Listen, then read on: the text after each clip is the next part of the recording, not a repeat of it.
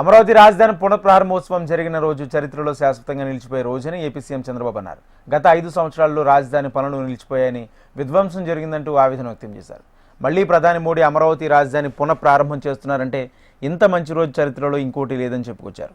ఉగ్రవాదులను అంతం చేయడానికే కేంద్రం తీసుకునే ప్రతి నిర్ణయంలో తాము ప్రధానికి అండగా ఉంటామని ప్రతిజ్ఞ చేశారు. ఈరోజు భారతదేశం మొత్తం మోడీ గారి నాయకత్వంలో ఈరోజు సంపూర్ణంగా సమర్థించే పరిస్థితిలో ఉన్నారు. ఈ సందర్భంగా ఒక్క విషయం మీ అందరి దృష్టికి తీసుకురావాల్సిన అవసరం ఉంది. ఎప్పుడైనా సరే ఒక ఫ్యామిలీ, ఒక ఇండస్ట్రీ, ఒక కాన్స్టిట్యుయెన్సీ, ఒక కంపెనీకి దేనికైనా ఎఫెక్టివ్ లీడర్ ఉంటే ఆ ఇండస్ట్రీ బాగుపడుతుంది. Today I'm proudly saying right time, right leader for the nation. That is Narendra Modi ji. Very strong leader, balanced leader. Prapancham mottam all over the world, people are accepting his leadership.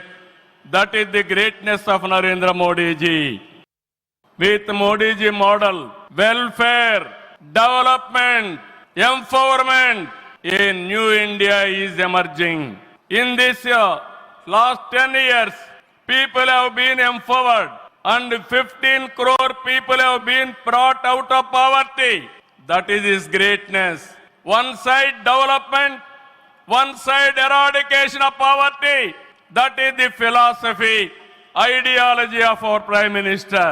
Recently, always what all you talk is keeping nation first, not individual interest, anybody personal interest, only national interest. Sir, we are all proud of you.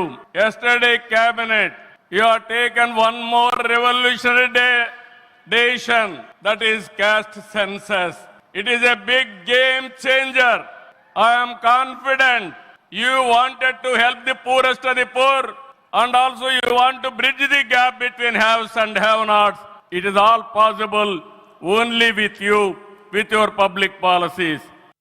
ప్రజల ఆత్మ గౌరవానికి, ఆత్మవిశ్వాసానికి, ఆశలకు, ఆకాంక్షలకు ప్రతిరూపం.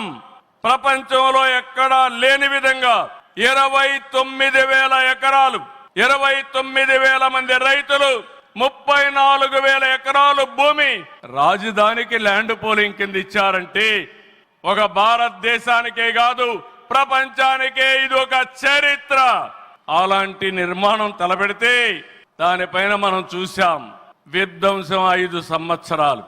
ఇక్కడ రైతులున్నారు, రైతు కూలీలున్నారు, రైతు మహిళలున్నారు, వీరోచితంగా పోరాడారు. మీ పోరాటం వల్లనే ఈ రోజు అమరావతికి మళ్ళీ పనుల పునఃప్రారంభం అయిందంటే అది మీ అందరి విజయం అని మరొక్కసారి విజ్ఞప్తి చేస్తున్నాను.